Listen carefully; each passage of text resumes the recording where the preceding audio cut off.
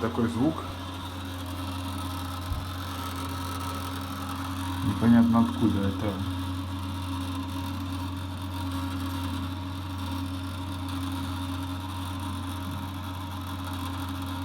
Лежит явно вот горячая труба. Я бы не сказал, что это клапан, он даже не дрожит, а вот прям горячая труба дрожит нормально. Не знаю, что это может быть. Вот такой звук неприятный. Опасно ли это? Бойлер Атлантик. Вот такой вот. Вырубник, там все дела. Короче, кто что думает, напишите.